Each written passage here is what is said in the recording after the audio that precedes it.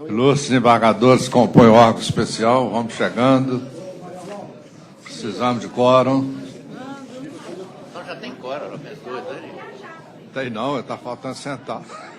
Tem 1, 2, 3, 4, 5, 6, 7, 8, 9. Top Daniel Murilo. Tem mais lá dentro?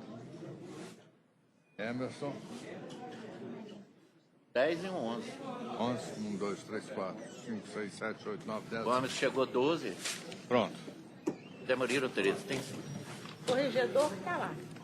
Invocando a proteção de Deus, e havendo quórum, Tomás já constatou que há o quórum, né?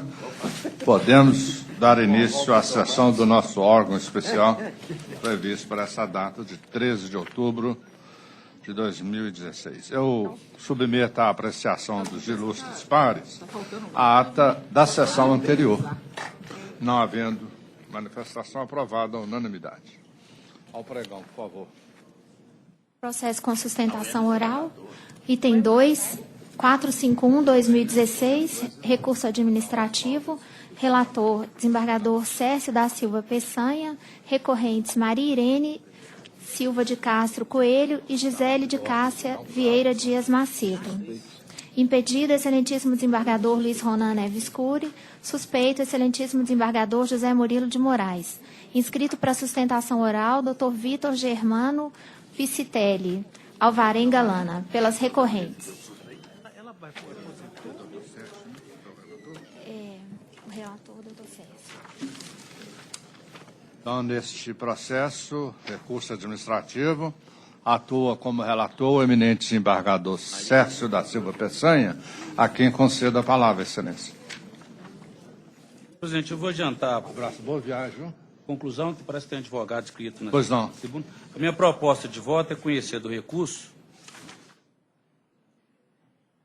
e os recursos administrativos interpostos pelas magistradas Maria Irene Silva de Castro Coelho e Gisele de Cássia Vieira Dias Macedo. No mérito, nego provimento aos apelos. É a minha proposta de Então, a conclusão proposta de voto. do ilustre relator é negar provimento aos apelos. O ilustre advogado inscrito tem a palavra querendo prazo regimental. Excelentíssimo senhor presidente, desembargador Júlio Bernardo do Carmo, excelentíssimo desembargador relator Cércio da Silva Peçanha, excelentíssimos desembargadores, excelentíssimos advogados, senhoras e senhores. O que me traz à tribuna nesta tarde é um recurso administrativo envolvendo duas magistradas, doutora Maria Irene Silva de Castro Coelho e Gisele de Cássia Vieira Dias Macedo, sob o mesmo fundamento. A decisão recorrida determinou às recorrentes que efetuassem pagamento de débito relativo a uma suposta fruição de dias de licença não remunerada sem o devido desconto legal no subsídio, entendendo a decisão recorrida que a licença fora deferida em desconformidade com o artigo 83, parágrafo 2º da Lei 8.112 de 90. Excelências, ambas as recorrentes requereram à extra-administração a licença para tratamento de saúde de parente, de familiar. Estas licenças foram deferidas pela administração pública, conforme comprova-se nos autos, e foram deferidas de forma remunerada, certamente sustentadas por um entendimento anterior de que o prazo de contagem para deferimento de nova licença seria decorrente de 1 ano civil e não de 1 ano do primeiro requerimento de outra licença. Eu não estou entrando no mérito da necessidade, da legalidade ou não do deferimento das licenças. Todo recurso, excelências, se sustenta no princípio da segurança jurídica, estabelecido pelo artigo 2º da Lei 9.784 de 99, que pela primeira vez trouxe ao ordenamento jurídico de forma positiva o referido princípio. A finalidade desse princípio é muito clara: impedir a retroatividade na aplicação de nova interpretação estabelecida pela administração pública. Ambas as recorrentes agiram de boa fé, cumpriram os requerimentos necessários ao deferimento da licença, requereram as licenças, precedidas de conversas, como relatado, com a Secretaria-Geral da Presidência, e elas foram deferidas. Foram deferidas pela administração pública, conforme consta dos autos, na cópia que eu trouxe, que nós apresentamos, do sistema EPAD interno e também de demais documentos. Agora, em 2006, foram surpreendidas com uma determinação de devolução dos valores referentes ao período que teria excedido a licença requerida.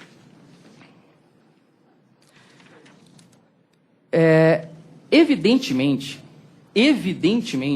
o princípio da segurança jurídica deve impedir que novos entendimentos, novas leituras, que de fato foi acertada, novas leituras com relação a institutos jurídicos, benefícios, qualquer coisa que o valham, sejam alteradas e com isso alterar um ato jurídico perfeito.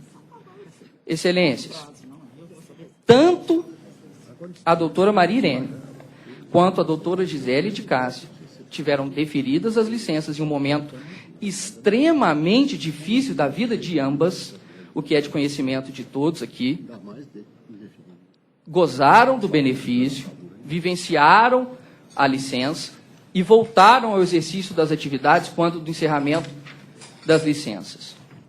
A se manter a decisão proferida, como também mantém o eminente desembargador relator, nós estaríamos caminhando em sentido contrário a toda a jurisprudência pátria.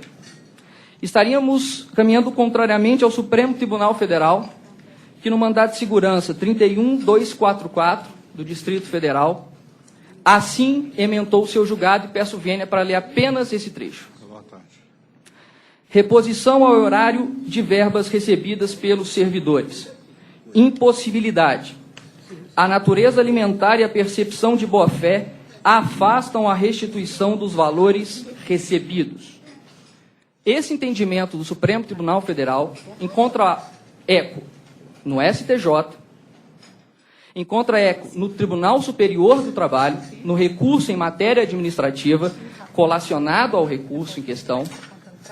A súmula 249 do Tribunal de Contas da União, que também veda o ressarcimento e a devolução dos valores ao erário por servidores de boa-fé, sendo que, inclusive, a Advocacia Geral da União, por meio da súmula 34, expressamente aduz que não se cobram estes valores na esfera judicial. Excelências, a licença, ao ser deferida, ao ser gozada, trouxe confiança às recorrentes naquela decisão que fora proferida outrora.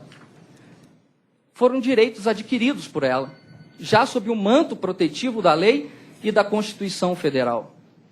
Nós sabemos que, em peculiar, no caso da doutora Maria Irene, perdeu o marido um dia depois do término de sua licença.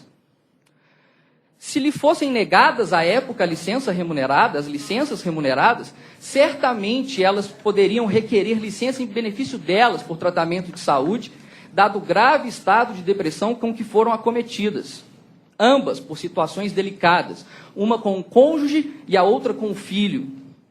Mas não. Como foi deferida a licença para tratamento de pessoa da família, deferida pela administração pública, reitero, obviamente, elas gozaram, confiaram na administração pública e fizeram exercício do seu direito. Alterar a interpretação é válida? Obviamente que sim. Mas fazer com que essa alteração de interpretação retorne à data concessiva do benefício, esta é a ilegalidade que eu aponto, e é esta a argumentação que eu espero proceder, sendo a vossas excelências a melhor alternativa à decisão de provimento desse recurso. É o que pede da tribuna o advogado. Consulta ao doutor relator, se deseja fazer alguma ponderação. Sim, senhor presidente. Processo, o voto já foi disponibilizado a todos. Foi. Eu não vou me estender muito na questão posta, mas a questão é a seguinte, tanto que eu saliento, eu não estou, aqui em nenhum momento eu digo que não há boa-fé das magistradas. Até reconheço que há boa-fé. Efetivamente, o que aconteceu aqui, a data máxima vênia, não se trata aqui de dúvidas sobre interpretação de norma, não é isso que tem nos autos. O que tem nos autos é que, efetivamente, elas foram concedidas, a administração concedeu a elas licença com remuneração, além do prazo previsto em lei. E lá na frente, o tribunal constatou que havia pago a maior. Uma vez constatada a maior, e foi erro operacional, porque uma magistrada ela recebeu 32 dias a mais, salvo melhor juízo, e a outra 6 dias. E aí, constatado exatamente, a doutora Gisela 32, a doutora Maria Irene 6 dias. Claro que a gente fica conduído com a situação pelo qual passaram os magistrados. Mas, independentemente disso, eu estou pegando aqui a questão primeiro, da legalidade. Segundo, a questão da boa-fé. Eu reconheço que eu não estou negando que houve boa-fé, só que a questão da boa-fé, ela exime de pagamento, e aí eu estou também trazendo a acordo do Supremo Tribunal Federal, nesse sentido, quando estão presentes 4 requisitos. E um deles quando tem dúvida sobre interpretação de norma. Aqui não é o caso. Aqui é erro operacional. Efetivamente, a administração, data máxima vem, errou ao pagar. E constatado o erro, determinou que seja a devolução. Eu até entendi por bem, porque quando o processo veio para mim, ele não veio com todo o procedimento, eu baixei em diligência para que viesse todos os documentos para analisar com mais calma essa questão. Na verdade, o que aconteceu, a medida que havia necessidade, elas foram pedindo o requerimento e a administração o que fazia? Defiro. Só que foram somando os períodos, ao somar o período, extrapolou o prazo. Certo. E aí, quando a administração constatou isso, falou, precisa devolver o que recebeu maior.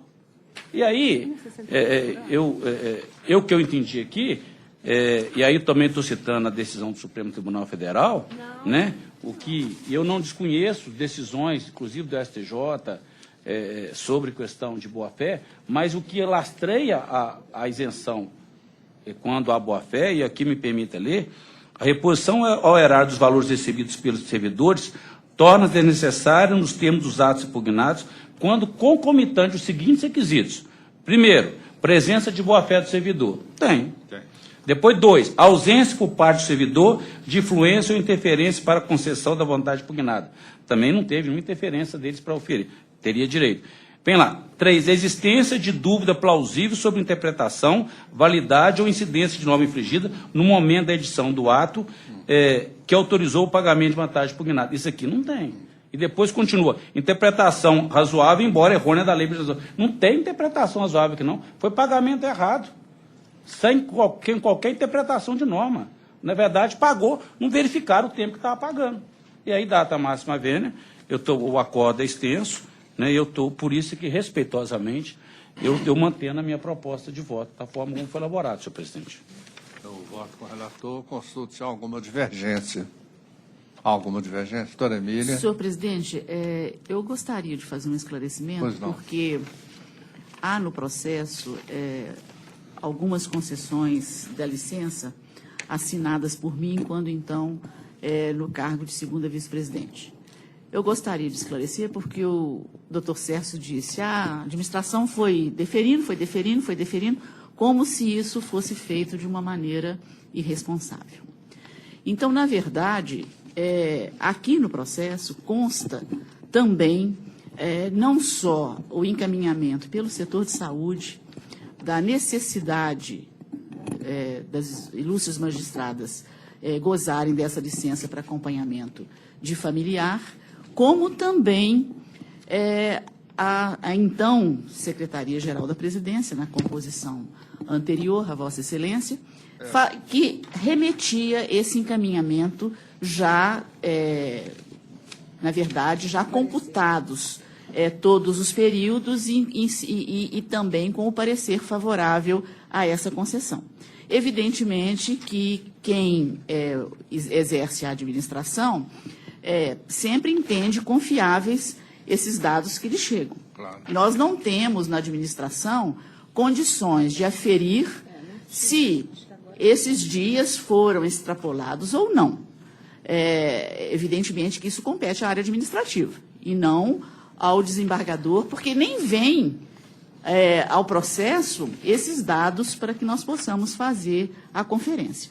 Então, eu gostaria de deixar esclarecido, porque eu estou de posse aqui do processo e, na verdade, os períodos de 2014, a concessão por delegação da presidente, esses processos eram despachados por mim.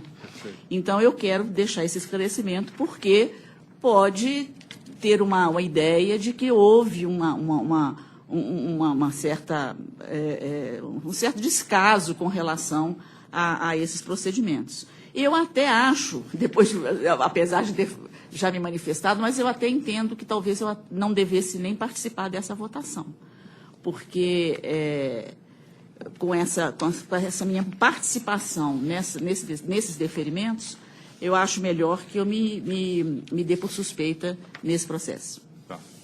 Então, Presidente, a suspeição da doutora Maria Facchini. eu estou entendendo que, na verdade, eu não sei como que se apura isso, porque o limite de 60 dias não é por ano? É por ano. Pois é, mas acontece que o cômputo aqui não considerou o ano civil. Considerou assim, de abril de tanto até abril de tanto, teve mais de 60 dias.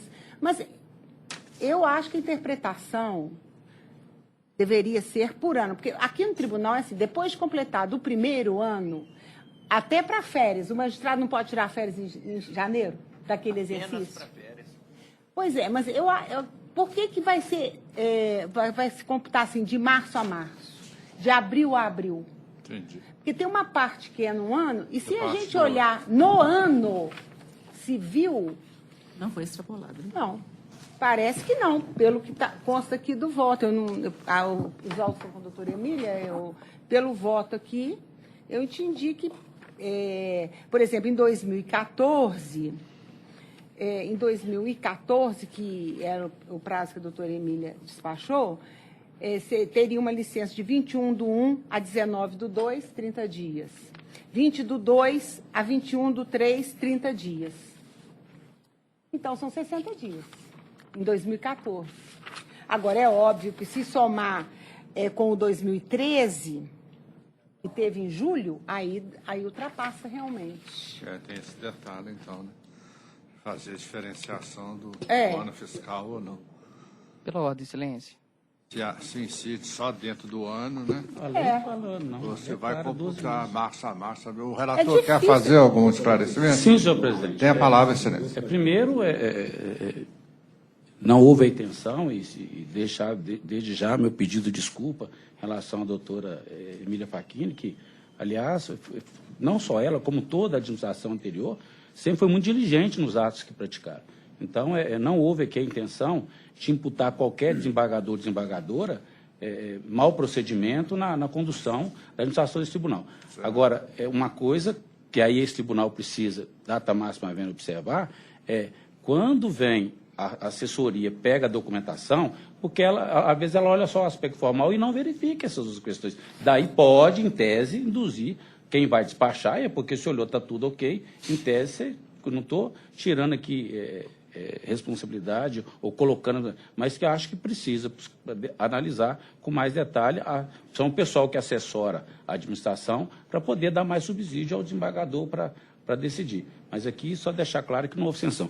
Agora, em relação à licença, o que a lei diz, a lei é clara, senhor presidente. A parágrafo 2º do artigo 83. A licença de que trata o caput, incluindo as prorrogações, poderá ser concedida a cada período de 12 meses nas seguintes condições. Aí vem, até 60 dias, e depois vem lá. Parágrafo 3º, o início do interstício de 12 meses será contado a partir da data do deferimento da primeira licença concedida. Por isso é que não... Não é o ano fiscal inteiro. Excelência, Aí fica difícil. pela ordem. Pois não, Só pra alguma questão fática, assim? Sim, Só porque a dúvida na interpretação, que inclusive foi um dos requisitos levantados pelo excelentíssimo desembargador relator, se deu justamente neste ponto. Porque eu entendo e também não critico o tribunal com relação ao deferimento das licenças. Imagino que o entendimento à época foi em cima do ano civil. E em cima do ano civil, ambos poderiam ser deferidos. Entretanto, a dúvida surgiu a partir de uma nova interpretação. Enfim, é apenas a minha observação com relação ao fato. O relator já deixou claro que a norma é explícita. Como é que Agradeço. o pagamento? Pela ordem, não tem essa questão no A partir da processo data do ano do civil, não. Data máxima. Se escorrer o ano inteiro, para dentro do ano é ferir. É da data da concessão, conta-se o ano. Eu indago se alguém mais tem alguma divergência, ou se podemos já consagrar o voto do relator de forma unânime e negar provimento ao recurso. Então, unanimemente, nega-se provimento ao recurso.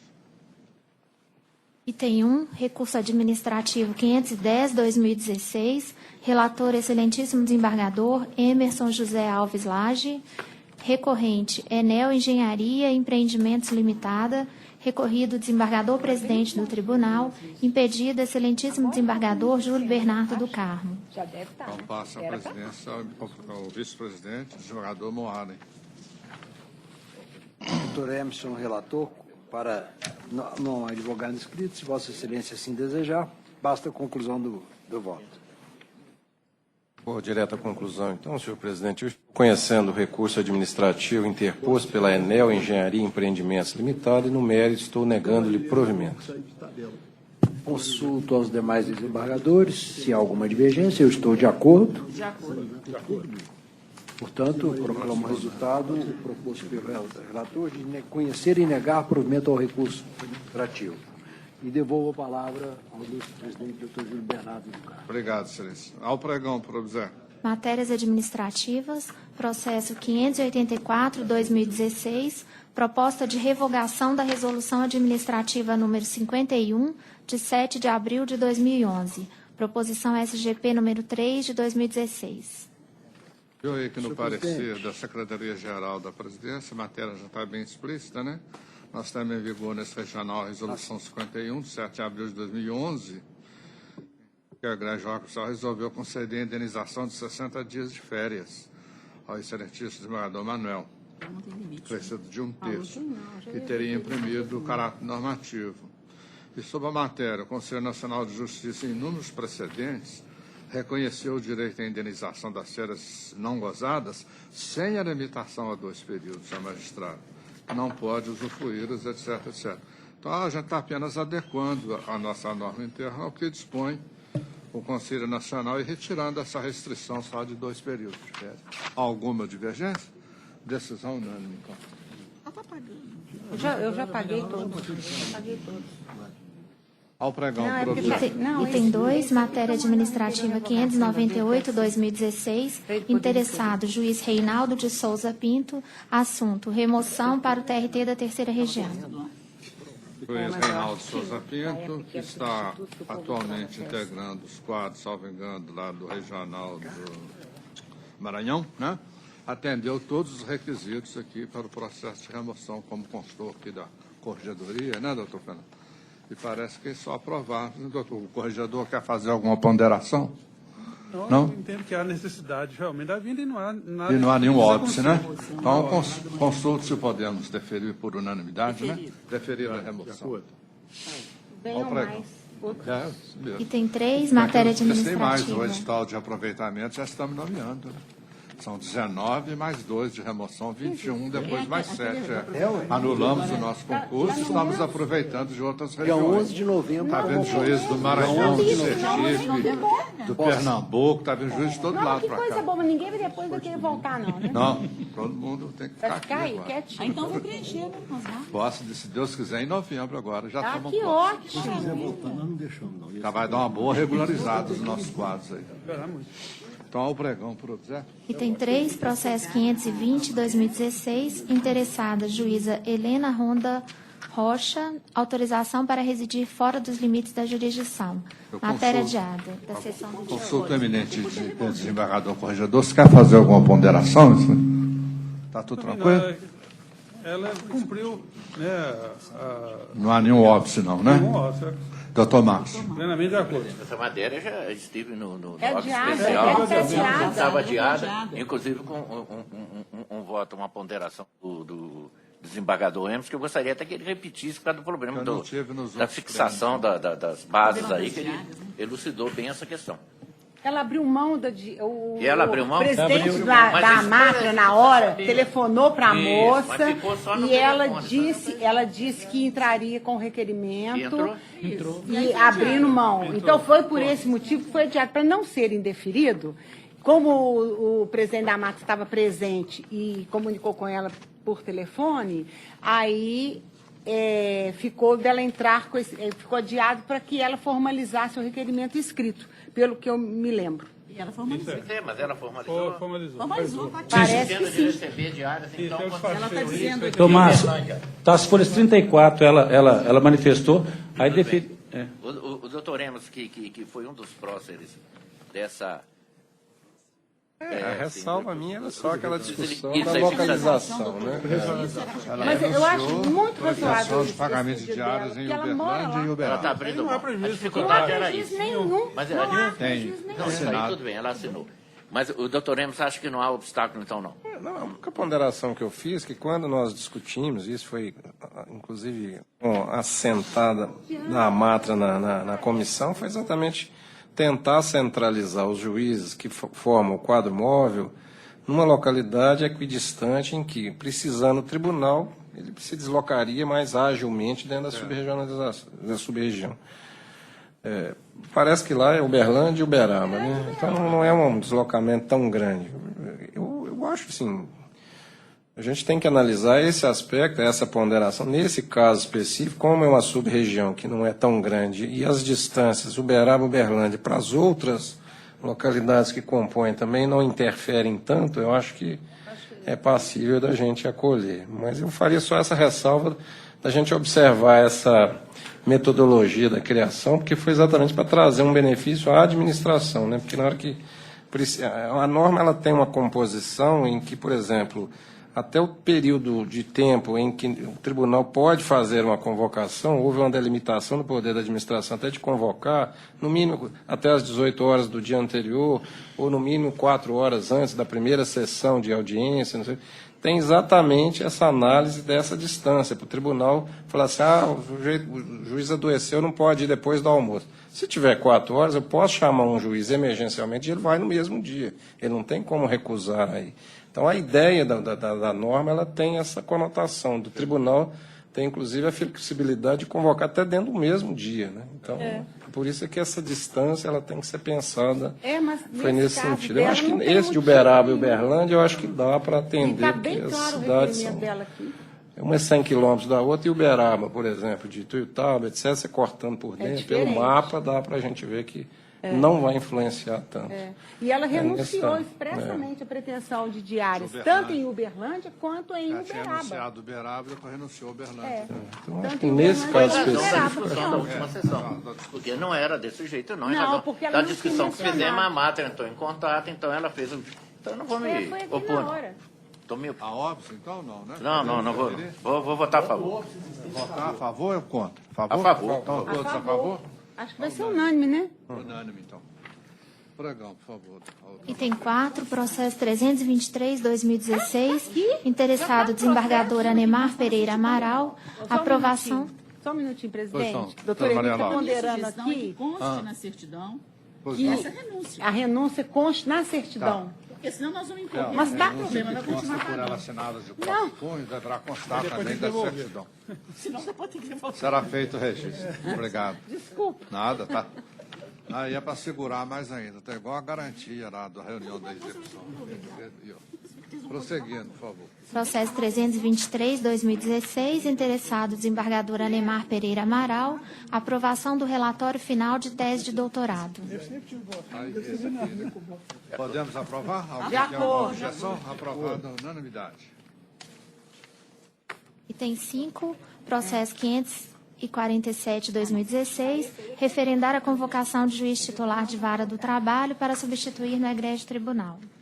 Aprovado, De acordo. né? Aprovado. Item 6, processo 629/2016, autorizar a convocação de juiz titular de vara do trabalho para substituir no egrégio tribunal. Aprovado? Aprovado. Item 7, processo 627/2016, proposta de alteração do quadro de pessoal da Resolução GP 8/2014, proposição TRT-DG 16/2016. A matéria está bem clara aí na exposição dos motivos, novamente passa a ler. Já foi feita aquela reestruturação, né? Através da Resolução 8, né, que foi até na gestão da eminente desembargadora Maria Laura, que ela foi bem ampla. Essa aqui é a mais restrita.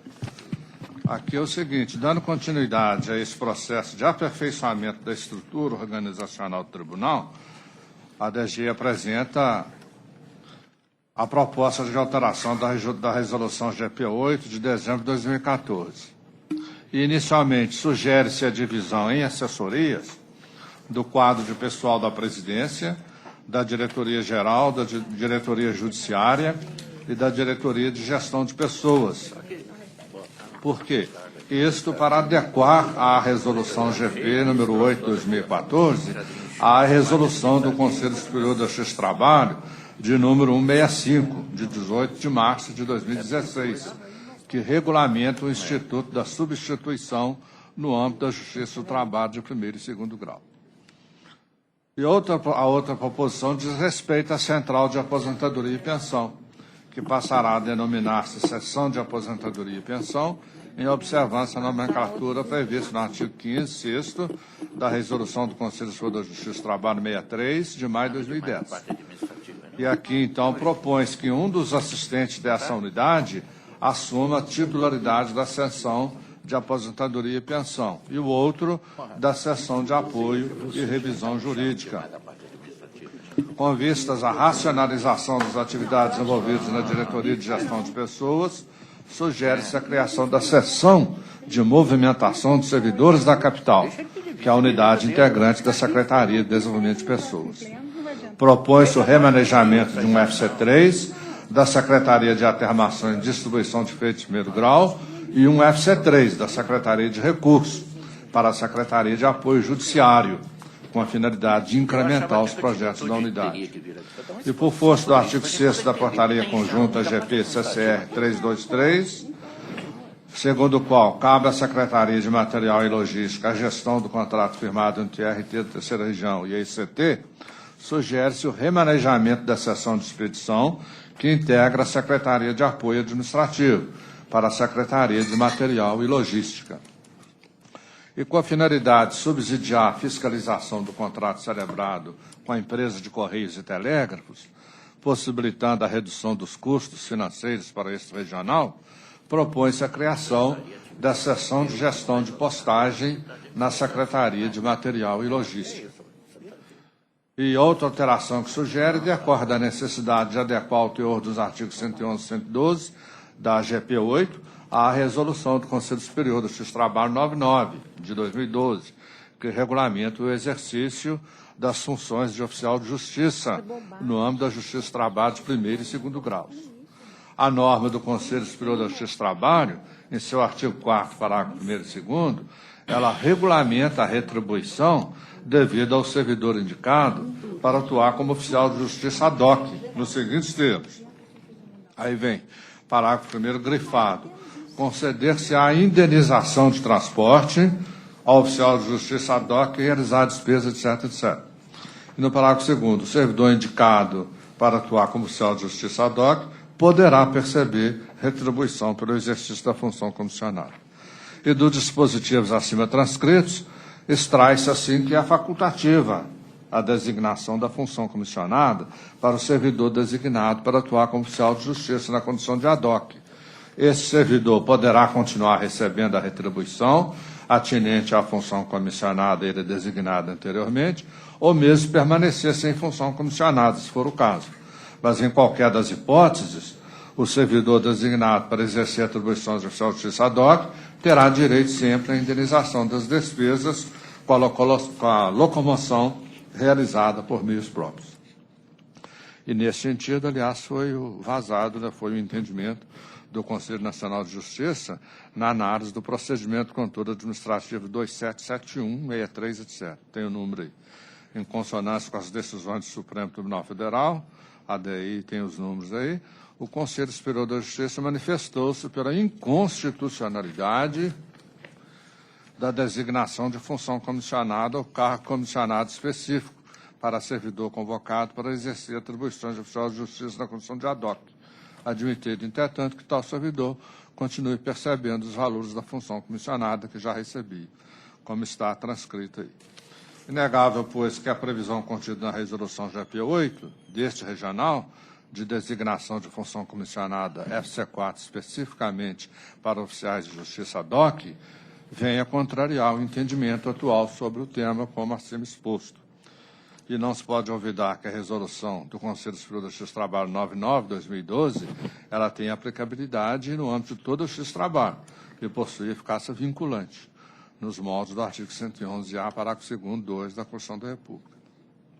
Então, dessa forma, e considerando o entendimento manifestado pelo Conselho Nacional, propõe-se a alteração dos artigos 111 e 112 da Resolução 8, a fim de que passe a vigorar com a seguinte redação, que é a redação que dá cumprimento ao que foi dito. Sugere-se, finalmente, a criação de 8 funções comissionadas nível FC5 e 5 nível FC3, sem aumento de despesa, decorrente da extinção de 4 FC4, 7 FC2 e 8 FC1, sendo um FC5 para a pasta de estrutura organizacional, 2 FC5 para a diretoria geral, 2 FC5 e 1 FC3 para a Secretaria de Material de Logística, 2 FC5 para a Secretaria do Sistema e 1 FC5 e 1 FC3 para a Secretaria de Segurança. E a outra proposição de respeito à alteração do quadro de funções da Secretaria de Comunicação Social, de forma a possibilitar maior eficácia de prestação de serviço por aquela unidade. Presente proposta visa, por fim, ajustar denominações de diversas unidades organizacionais alteradas no Regulamento Geral da Presidência. E, por fim, importa registrar que a Resolução GP 8, 2014, será republicada para fins de normalizar e compilar os quadros de pessoal das unidades organizacionais e adaptá-los aos padrões estabelecidos na proposta. Desse modo, de acordo com o parágrafo 1 do artigo 24 da Lei 11.416, de dezembro de 2006, foi encaminhado o minuto para análise. Em seguida, vem o normativo e as sessões que são afetadas. Tem aí a composição, como era feita, da Gabinete da Presidência, e lá na alteração, como ela fica atualmente, e assim sucessivamente, com relação a todas as unidades que foram contempladas neste normativo, que não acarreta nenhum aumento de despesa. Então, consulto aos ilustres pares se tem alguma observação, algum esclarecimento, alguma ideia de alteração, e esclareço também que o diretor-geral está presente para qualquer esclarecimento que se fizer necessário, assim, de uma forma mais ampla e mais profunda. Eminente desembargador Warley. Tem uma ponderação. Pois não. Eu acho que, a princípio, como sempre, o tribunal busca o aperfeiçoamento da estrutura organizacional e é louvável que seja assim, e acredito, e não tem razão para pensar o contrário, que o trabalho está muito bem feito, comedidamente, mas o que me leva a essa manifestação é que esse processo de organização ou reorganização, ele é um pouco mais amplo do que apenas esta parte fragmentada do todo. E existe uma comissão, da qual fazemos parte, eu, aqui presente, o doutor Ronan, são vários outros componentes, inclusive o doutor Ricardo Marques, o diretor-geral, e outros tantos colegas de primeiro grau, inclusive, que está verificando as adequações à Resolução 219 e também à Resolução 63 do CSJT, a 219 do CNJ. E essa questão, pelo menos eu não me lembro, eu acho que ela não foi discutida perante essa comissão. Como nós estamos, no momento, passando por uma situação de criticidade no trabalho, no desenvolvimento do trabalho, alguns colegas solicitando mais servidores para gabinetes, mais servidores, criação do, que Vossa Excelência, aliás, tem esse mérito, criou o setor de apoio ao segundo grau, né, e vem implementando cada dia, mas há propostas de colegas que eu já recebi e vou encaminhar a Vossa Excelência, de que se agregue mais pessoas a esse apoio ao segundo grau.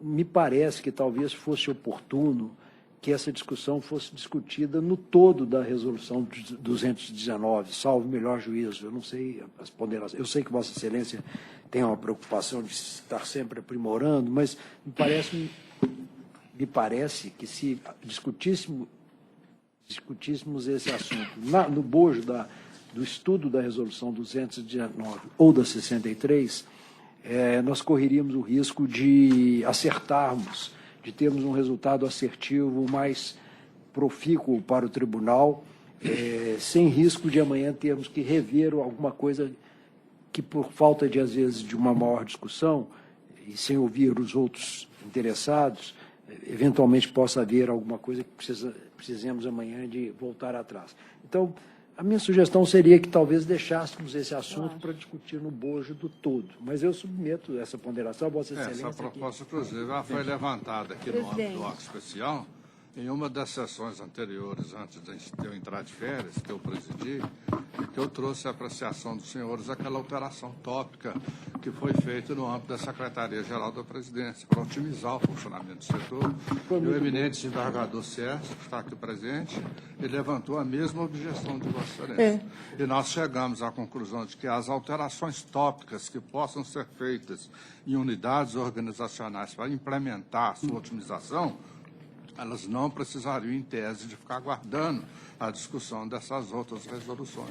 Porque se a gente tem condição de implantar agora e otimizar, porque para isso não traz impacto nenhum quando for estudadas as demais resoluções. Foi o que preponderou naquele órgão especial. Presidente, mas agora tem essa comissão mista. Não, é porque eu ia exatamente, isso que eu ia ponderar de Vossa Excelência, se existe essa comissão mista de servidores e juízes e magistrados, acho que tem de segundo grau e de primeiro, né? Então, eu acho que qualquer alteração agora, depois que se resolveu oficializar essa comissão, eu acho que qualquer alteração na estrutura administrativa deveria ser proposta por essa comissão. Sei. Deveria ir dirigida a essa comissão. Não tem nada urgente aqui para ficar mudando. Porque nós tínhamos uma comissão para fazer esse estudo. Pois é, mas depois foi esvaziado o conteúdo da comissão, porque surgiu essa resolução nova lá do Conselho, que deu outro rumo. Pois é, mas o problema é que fazer um aqui, reestudo até hoje ainda se discute no âmbito maior, né, superior a nós, o que vai prevalecer. Se é 63, se é 219, nem se sabe direito o que é isso. Então, assim, já se alterou bastante coisas aqui, e ainda nós vamos correr o risco de ter que alterar mais. Nós estamos numa situação muito grave, assim, uma situação grave de falta de servidor, de falta de tudo. Por exemplo, eu acho que agora é um momento que a gente não deveria mexer mais com isso. Eu ia perguntar exatamente isso, mas como o doutor Ricardo ele se adiantou, eu concordo inteiramente com o que ele falou. Acho que o momento não é oportuno para isso. Foi a mesma ponderação, não que não impediu que fizéssemos uma alteração na Secretaria-Geral da Presidência, o que otimizou bastante. Pois é, mas ali era uma coisa muito pontual. Era muito pontual e que não estava, mas é porque não estava implementado, mas ali é porque não tinha sido implementado ainda. Senhor presidente, não tinha, que deveria ter sido, não tinha sido. Vossa Excelência está na mesma linha do doutor Morrado. A mesma coisa, acho que ele não oportuno no momento. Eu fico assim, muito à vontade em relação às alterações da Secretaria-Geral da Presidência, porque eu lembro que na época até eu defendi que deveria ser a modificação da forma como foi. Mas se eu me recordo, se eu não estou enganado, a modificação era no âmbito da própria Secretaria. Era no âmbito da própria Secretaria. Não envolvia outros setores. Aqui, uma questão que para mim me surpreendeu, assim, é claro que tudo que vem da diretoria-geral, tanto o diretor quanto a assessora dele, é tudo muito bem feito, né? Vamos dizer assim, é uma situação de excelência, um trabalho muito bom. Isso desde antes da administração passada eu verifico isso.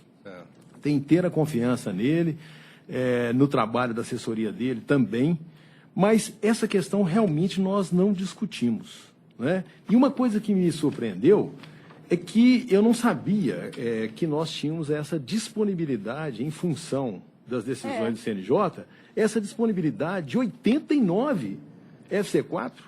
Por quê? O ADOC não pode mais ter a função comissionada, ele só pode ter a indenização de transporte. Então, com isso, nós temos 89.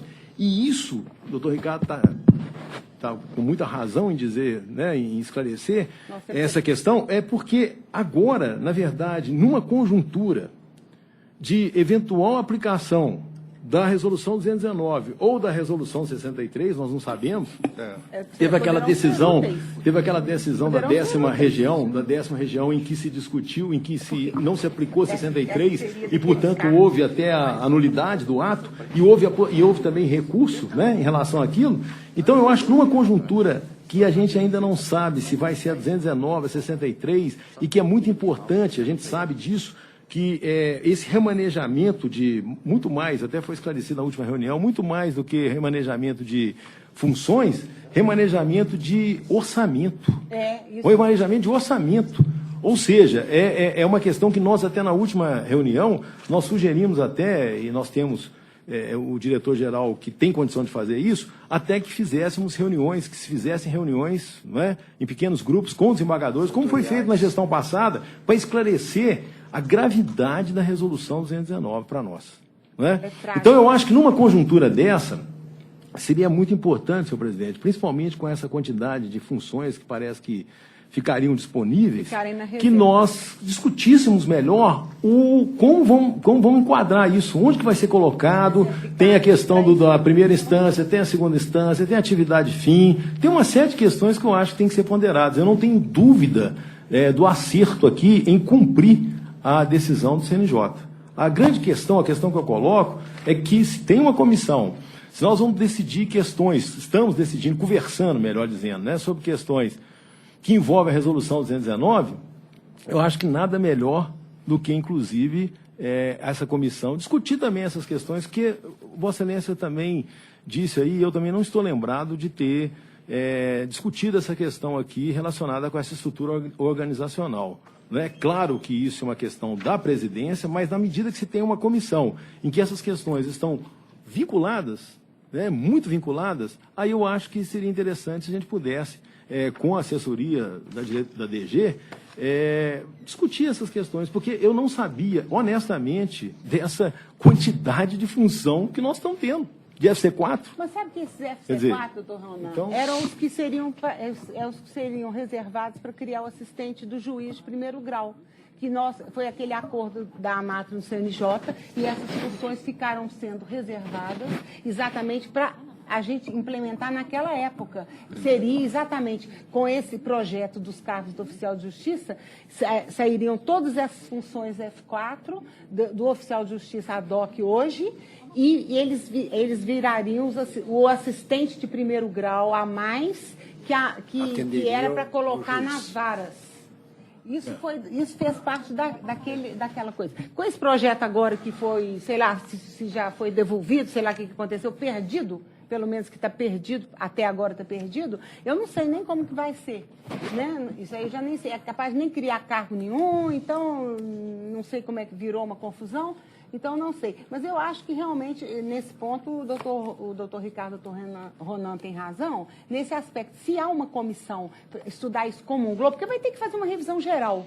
Então, é bobagem ficar particularizando agora. Tá. É bobagem nesse... Não entendi perfeitamente o posicionamento dos três, só pediria, se fosse possível, que nós ouvíssemos as razões de ordem técnica que levaram a diretoria-geral a propor esse ato. Me parece que não existiria óbice administrativa em que fossem implementadas essas medidas e depois analisadas em separado as que virão para as resoluções que foram mencionadas. Então, eu vou conceder a palavra ao diretor-geral para ele fazer depois a gente volta a debater. Vossa Excelência me posso, o pessoal é soberano para decidir o que eu estou esclarecido. Mas eu apenas pediria a Gênia para pedir esse esclarecimento.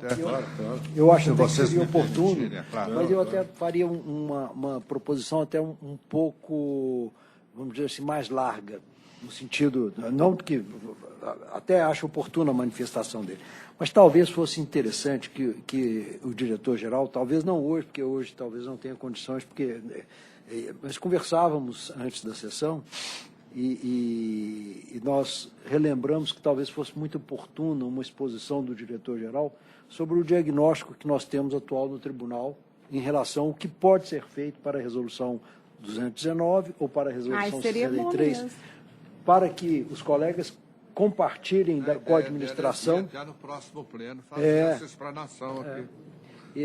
Seria interessante. Das nossas dificuldades. Vamos. Por favor, doutor Ricardo, tem a palavra, então. Primeiro, boa tarde. Eu queria fazer primeiro um esclarecimento, como o doutor Morhalen disse, é oportuno que possa ser apresentado aos senhores o diagnóstico sobre as duas resoluções dos dois conselhos sobre força de trabalho, tanto a 219 e a 63, até porque elas são antagônicas. O cumprimento de uma gera o descumprimento da outra. Com relação à matéria hoje apresentada, ela diz respeito à adequação, à resolução 8 do tribunal anterior ao regulamento geral de secretaria. O que ela faz, essa resolução, é adequar algumas unidades ao regulamento, à nomenclatura que está prevista no regulamento. A resolução 8, ela não divide as unidades administrativas em seções, ela aglutina cargos e funções nas secretarias. E essa adequação ela vem atender à nomenclatura do regulamento geral, em grande análise, na sua maioria. Há ajustes pontuais de funções comissionadas da própria área administrativa, numa redistribuição, por exemplo, na assessoria jurídica da DG, onde eu tenho um assistente com o FC3, eu estou pegando uma outra função da DG, somando para que ela tenha a mesma remuneração dos demais assistentes. Um exemplo pontual. Criação de mais uma função na Secretaria de Segurança para permitir uma melhor gestão dos seus contratos e, em razão de uma alteração contratual, passar o setor de expedição para material e logística. Hoje ele pertence ao apoio administrativo e o contrato contrato de Correios pertence a material e logística. Então, um setor que trata da logística está vinculado administrativamente a um setor que não é o gestor do contrato de Correios. Basicamente é isso. Ela trata da transformação de R$24 mil de funções comissionadas, o que dá em torno, para traduzir, 12 FC5. E com relação à questão das funções ad hoc, elas já existem e elas já são ocupadas por servidores que não são oficiais de justiça e tem essa remuneração. Então, ela integra a parte de estrutura organizacional para no futuro, se um dia tivermos oficiais de justiça de carreira, podermos aproveitá-las na atividade fim. Elas hoje são computadas, de qualquer forma, no número de funções da primeira instância, seja no número de funções, com base na 63, seja na 219, na questão orçamentária. É para dar mais transparência a elas. Elas não aparecem na estrutura de nenhuma unidade, elas não aparecem elas não aparecem na estrutura do tribunal. Elas têm que realmente aparecer e elas têm que estar vinculadas a alguém. Elas não podem estar vinculadas a foros, elas não podem nem ter esse nome de ad hoc, né? Porque elas, no nosso arcabouço normativo, elas são funções comissionadas para oficiais de justiça ad hoc. Como o senhor bem citou, isso foi declarado inconstitucional pelo Supremo Tribunal Federal por violar o artigo 37 e depois ratificado pelo CNJ. Elas não podem mais ser utilizadas, se elas já estão sendo pagas aos servidores, elas podem continuar sendo pagas, mas elas não podem mais servir de parâmetro para o oficial de justiça. Então, amanhã, se uma pessoa perder a função, um ad hoc perder a função, quem entrar no lugar dele não poderá receber essa função. E hoje ela é uma função de oficial de justiça ad hoc. Em linhas gerais, espero ter esclarecido. E parece que a ideia maior foi otimizar também, né, o desempenho dessas unidades, Sim, né, no qual exato, foi feita a reestruturação, além de alinhá-las com as resoluções que foram mencionadas na exposição de motivo, sem o intuito de criar nenhum privilégio. Não, nenhum. Nossos olhos estão sempre voltados para aprimorar a funcionalidade da administração e otimização. E foi com esse intuito que nós trouxemos Você pode observar que a resolução 8... Doutora Eminente Desembargadora Denise Alves. Pois não.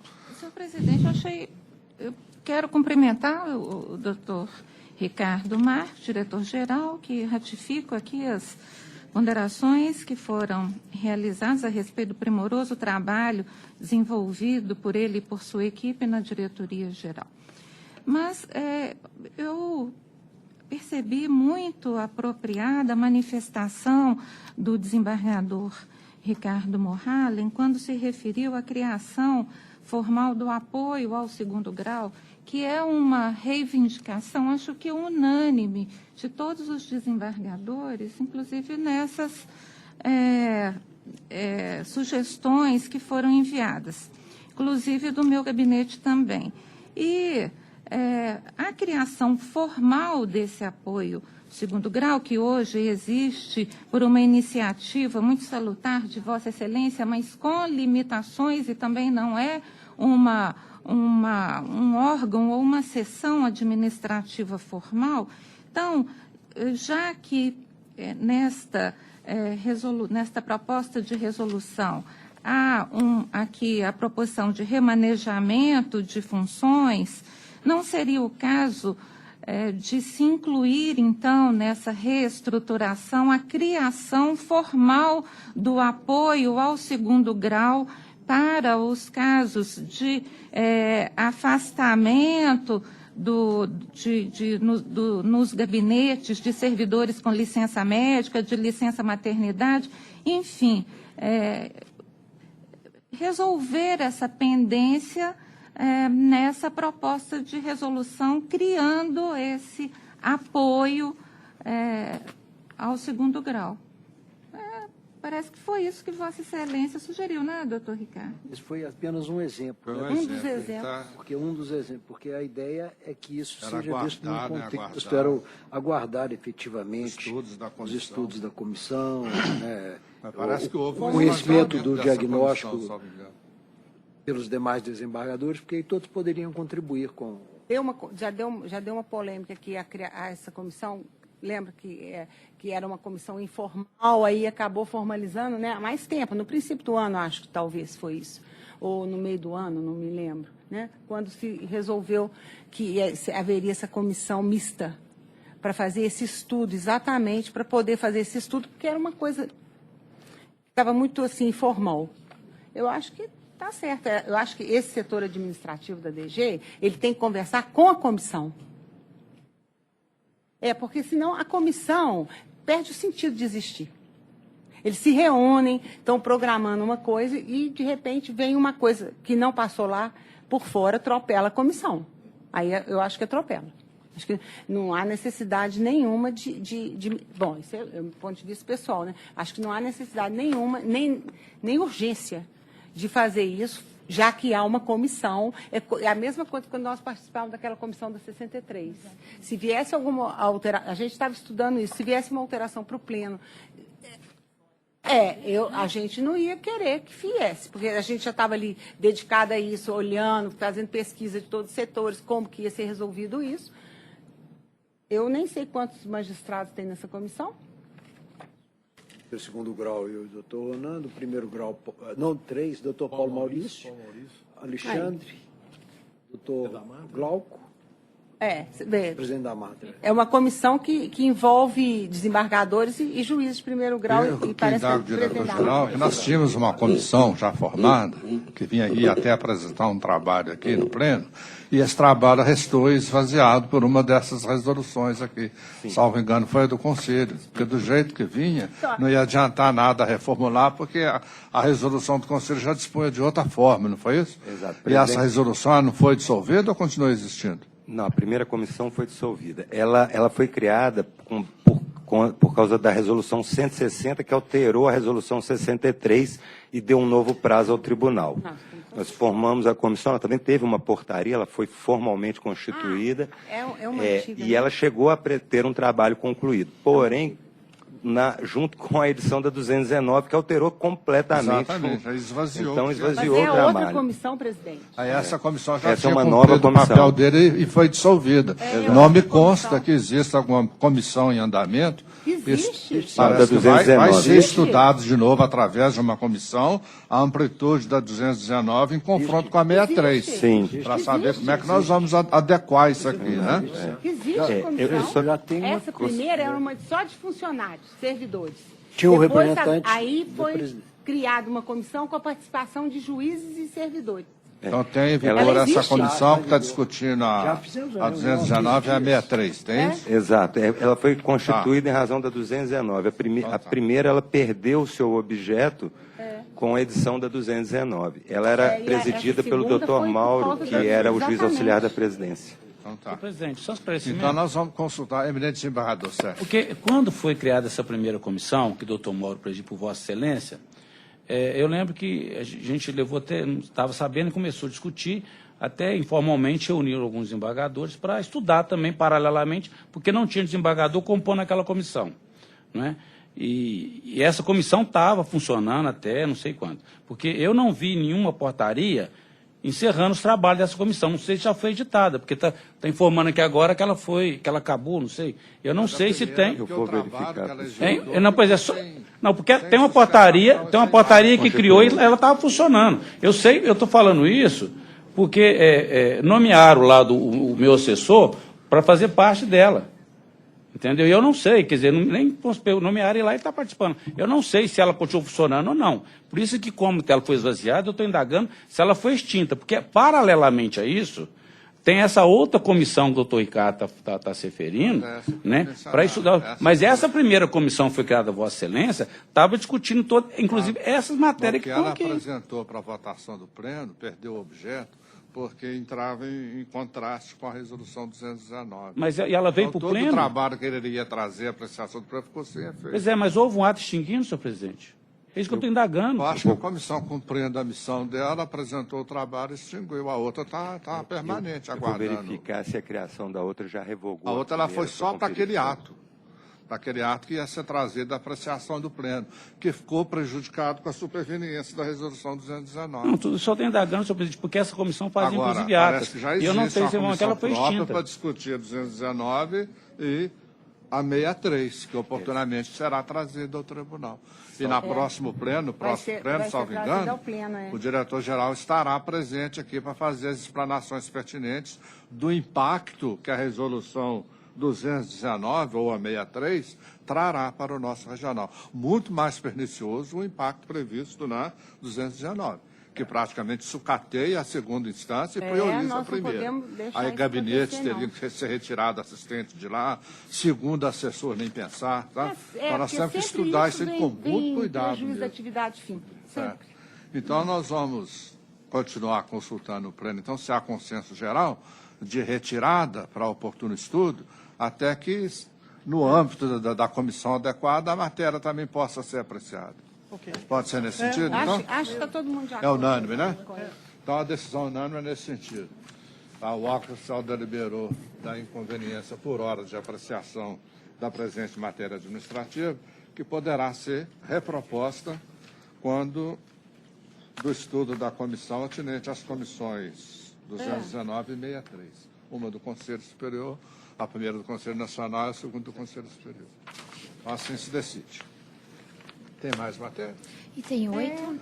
Ao pregão. Aposentadoria dos servidores. Denise Cortes Decina, Genésio Serafim de Carvalho, Alexandre Santoro Francisco, Manuel de Fátima dos Santos, Maria Elza Maia, Raquel de Brito Moreira, Deise do Nascimento Silva, Miriam Tony Del Barbosa, Antônio de Souza Pontes Filho. Então, o tribunal agradece encarecidamente o valioso trabalho prestado por esses servidores, né? E almeja que eles usufruam uma aposentadoria tranquila, né? E que sejam muito felizes nessa nova fase da vida deles. Sendo que, como de praxe, né? O tribunal, na administração, vai encaminhar para cada um deles um ofício de agradecimento, sem prejuízo das manifestações que os outros pares queiram fazer aqui na sessão, né? Em alguma especial deferência, né, com relação a um ou outro servidor. Doutor Hermes, por favor, tenha a palavra. Senhor presidente, eu gostaria de fazer um registro especial à Miriam Toni Dandel Barbosa, minha assessora, que se aposenta agora, servidora do quadro, de uma competência como de praxe de todos os nossos servidores, né, muito competente, muito dedicada, muito compromissada com a instituição, mas que, em razão das nuances do momento atual do país, ela se sentiu na necessidade de requerer aposentadoria, né, as incertezas do futuro. Então, mas eu gostaria de fazer o registro, uma pessoa que realmente eu tive a grata satisfação de conhecer aqui quando, nos meus períodos de substituição aqui aos senhores desembargadores, quando eu ainda era convocado, e que me deu a felicidade de aceitar um convite de me assessorar durante esse período até o presente momento, e que, em razão da sua competência, ainda vai continuar comigo, mas como esse é um momento solene, né, e que não se repetirá no futuro, porque quando ela sair agora não tem essa solenidade que nós precisamos fazer, eu gostaria de deixar esse registro dessa passagem profissional dela pela instituição de forma integrativa do quadro, né? E tenho certeza que ela é merecedora desse registro e, além de felicitá-la, desejo a ela, embora ela ainda vai continuar na atividade, mas desejo a ela que, como aposentada também, seja muito feliz como foi enquanto servidora do quadro do tribunal. Então, eu faço meu registro, tenho a grata felicidade de ter podido contar com o valoroso trabalho da Miriam. Está feito o registro. Alguém mais quer fazer algum esclarecimento? Senhor presidente, eu quero pedir licença para agradecer ao desembargador Emerson, que na sessão passada também uma assessora minha, Miriam Vilas Boas, se aposentou formalmente e ele fez as referências e os agradecimentos em meu nome, do gabinete, de todos os servidores. Então, eu quero agradecer formalmente a Vossa Excelência. Pois não. Podemos encerrar? Então, não havendo mais nada a tratar. Tem mais uma questão? Desculpe, tem mais uma questão. Ao pregão, por obséquio. Item 9, matéria administrativa 637/2016, proposta de calendário de feriados de 2017, proposição GP 18 de 2016. A proposta está aí apresentada aos ilustres pares. Podemos aprovar ou tem alguma sugestão? Aprovada a unanimidade. Mais alguma? Coisa boa saber que esses desembargadores não vão ficar sem assessor, né? Porque realmente seria um problema se eles não voltassem assim fora do quadro, porque não ia ter ninguém para pôr, não. É verdade. Eu agradeço a colaboração dos eminentes pares, da ilustre presidente do Ministério Público, dos servidores, e declaro encerrado o presente órgão especial.